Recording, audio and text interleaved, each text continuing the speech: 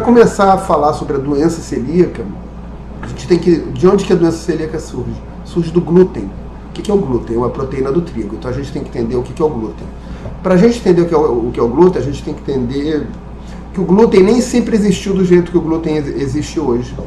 O ser humano, a humanidade aprendeu a agricultura, começou a revolução agricultural, que na verdade foi maravilhosa, porque nos permitiu, por exemplo, pensar e desenvolver a civilização, parar de ficar todo dia caçando a comida do dia.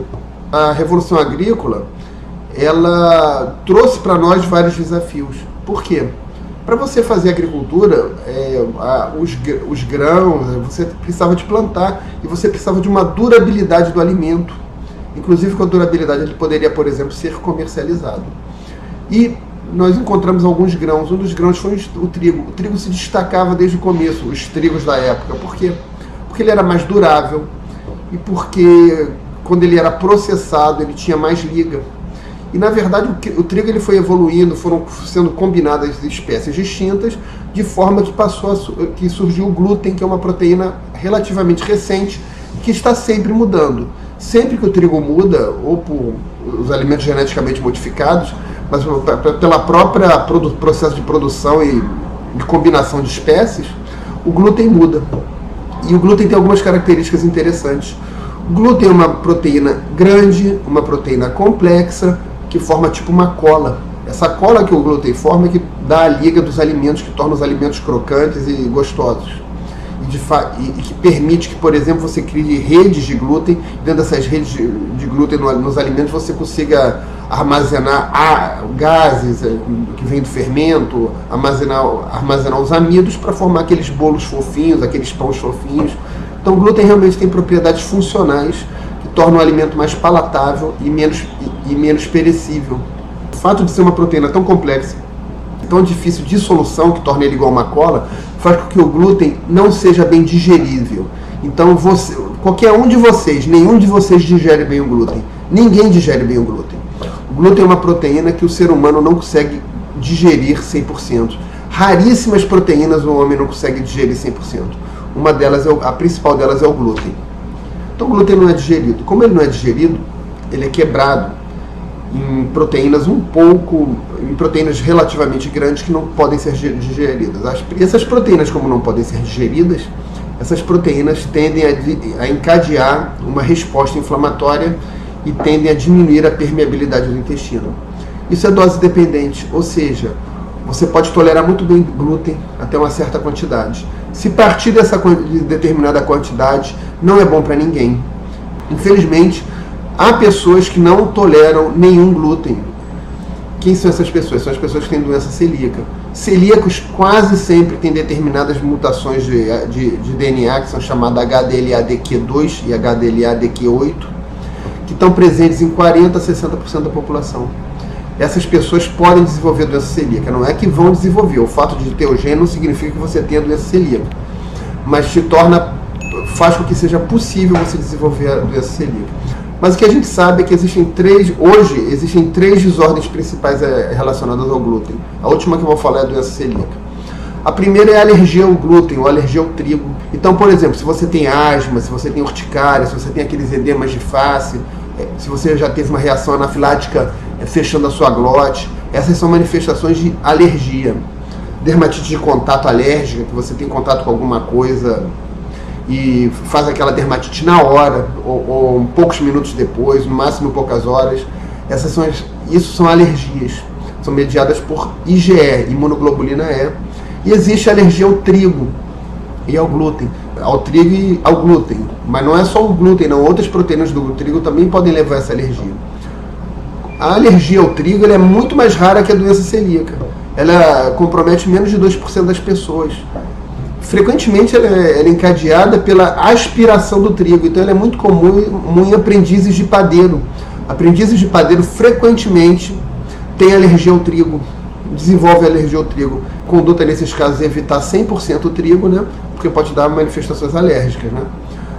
Isso aí já entra na seara dos alergistas, tá? Os alergistas lidam muito bem com isso. Essa é a mais rara de todas. A mais comum de todas não é a doença celíaca, é a sensibilidade ao glúten. O que é a sensibilidade ao glúten? ela provavelmente é influenciada por múltiplos genes e ela pode ser influenciada também pelo estado inflamatório. O sistema imune inato, ele pode estar calmo em umas pessoas e pode estar muito ativo em outras. Isso aí pode ser determinado, por exemplo, pela carga inflamatória geral da sua dieta, pelo seu sono, pelo seu nível de atividade física, pela sua idade, pelo seu nível de estresse. Tudo isso pode fazer que a sua imunidade inata esteja mais alta e mais baixa. Se a tua imunidade inata estiver muito alta, muito atiçada, muito atacada, ou por exemplo, que você teve doente há pouco tempo, você fica com um potencial maior de sensibilização ao glúten, de desenvolver essa sensibilidade ao glúten, justamente porque a sensibilidade ao glúten ela vem da imunidade inata. O glúten é agressivo para todo mundo, ele vai ser agressivo para 100% das pessoas, dependendo da quantidade que se come, e em pequenas quantidades ele pode ser agressivo para pessoas que têm imunidade inata muito atiçada. A sensibilidade ao glúten, ela não é uma coisa benigna, não necessariamente você vai ter manifestações apenas intestinais. Você pode mesmo não sentir nada no seu intestino, ela geralmente vem antes da doença celíaca, ela vem alguns minutos, a horas, a dias após você consumir glúten. Então você pode consumir glúten hoje, ficar muito bem e só começar a desenvolver sintomas daqui a 3 dias. E você vai falar que não é o glúten porque você fica bem com o trigo, você vai contar essa história para si mesmo. Isso é ultra comum. A sensibilidade ao glúten geralmente ela gera ansiedade, gera fadiga, gera dor de cabeça. Esses são os sintomas mais comuns. Pode gerar uma diarreia também, uma constipação, mas eventualmente ela pode levar a sintomas muito raros, muito graves. Por quê? Porque aquela inflamação neural, ela pode, por exemplo, ocorrer, aquela inflamação gerada ao glúten da imunidade inata, ela pode, por exemplo, ocorrer na baía de um nervo periférico, levando a formigamentos, levando até a neuropatias periféricas. Ela pode ocorrer no cérebro, levando frequentemente a ataxias cerebelares, onde a pessoa começa a perder o cerebelo, que é responsável pela coordenação motora, ter ataxia, ou seja, uma perda grave de coordenação motora. Pode levar a dificuldades cognitivas e é muito provável, embora não seja provado ainda, com 100% de certeza, que possa levar também a doenças como a tireoidite de Hashimoto, doenças autoimunes. Tá bom? E que pode ser também uma porta de entrada para a doença celíaca, já que mais ou menos 40% a 60% da população tem HLA-DQ2 ou 8, ou portanto pode ter doença celíaca. Então a sensibilidade ao glúten é muito séria e não deve ser menosprezada, e você não deve contar para você as histórias de que eu não tenho porque eu como glúten e fico bem, entendeu? Isso aí é a conversa, infelizmente, do viciado, entendeu? Pode te fazer mal.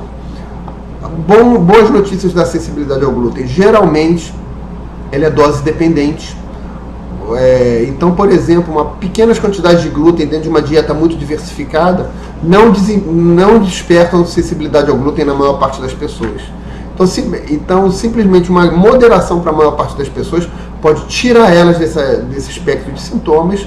Tirando elas desse espectro de sintomas é razoavelmente segura, na minha opinião, caso elas não tenham genética, que elas também não vão desenvolver doença celíaca. Mas o excesso do trigo e principalmente o consumo do trigo, sabendo que você tem sintomas de saúde sérios, sem você nem pelo menos tentar fazer um teste tirando o trigo, podem te levar a problemas de saúde muito sérios, inclusive a doença celíaca, se você for predisposto. E agora nós vamos para a doença celíaca. Doença celíaca é uma doença autoimune. O que significa uma doença autoimune? É uma doença onde a sua imunidade ela se volta contra você mesmo. Doenças autoimunes, geralmente, quando a gente vai tentar reverter uma doença autoimune, que não é fácil, a gente frequentemente vai buscar tirar os gatilhos. Só que frequentemente um gatilho, ele ativa um processo que não necessariamente vai parar se você remover o gatilho. Então, por exemplo, se tem uma pedra lá em cima do morro e você empurra a pedra e a pedra volta, não adianta você falar que não vai mais empurrar a pedra já está rolando. Mas com a doença celíaca, graças a Deus, quando a pessoa retira o trigo, ela costuma melhorar da doença celíaca.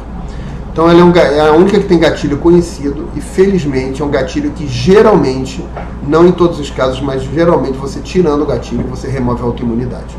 Como é que surgiu a doença celíaca? A doença celíaca, algo parecido com ela, foi descrito lá nas épocas de Hipócrates. Só que por alguns milhares de anos ela foi esquecida. Pouco depois da Segunda Guerra Mundial, um médico holandês, ele descobriu, ele teve um insight. Era muito comum na Segunda Guerra a queda do suprimento de trigo. Guerra, como a gente está vendo agora, ela leva uma dificuldade de suprimento de uma série de fatores. Era muito comum a diminuição do suprimento de trigo na Segunda Guerra Mundial. E sempre que caía o suprimento de trigo, caía a incidência de crianças com aquela síndrome de malabsorção que podia ser fatal, com aquela diarreia crônica. E sempre que voltava o consumo do trigo, a doença voltava. Então ele foi o primeiro a fazer a hipótese da conexão entre trigo e doença celíaca. A doença celíaca demorou muito para ser reconhecida, né? Na década de 90 ela já estava bem estabelecida como uma doença pediátrica que levava a má absorção de crianças relacionada ao trigo e que parecia ser uma doença bastante rara, porque ninguém fazia o diagnóstico. Só que estudos foram desenvolvidos anticorpos que mostravam a doença celíaca na população, e com os anticorpos se descobriu que a doença celíaca não era rara, que na verdade ela era muito mais comum do que se imaginava e que ela poderia acometer adultos. E outra coisa que se descobriu é que a doença celíaca não necessariamente é intestinal, então você pode ter doença celíaca sem ter manifestações intestinais, sem ter má absorção, sem ter diarreia, sem ter constipação, sem ter emagrecimento e etc.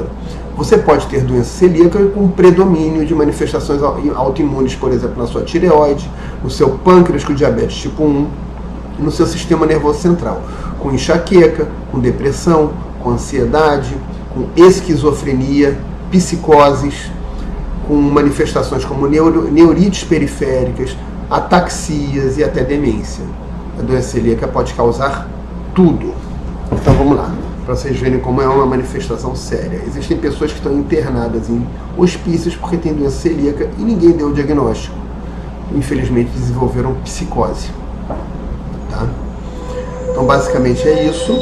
Demorou muito para ser reconhecida nos Estados Unidos, porque os Estados Unidos é a terra da indústria farmacêutica e alimentar, e há um lobby muito grande a favor do trigo. Então ela demorou muito para ser conhecida nos Estados Unidos, entendeu? Ela originalmente foi descrita em caucasianos brancos da Europa do norte da Europa. Hoje já se sabe que ela pega todas as populações, mas os genes de doença celíaca parecem ser menos comuns em afro-americanos na África, em afrodescendentes. Mas nessas pessoas, embora a doença celíaca não seja tão comum, ela ainda existe, e a sensibilidade ao trigo, com todos os seus efeitos negativos, inclusive fora do intestino, também é comum.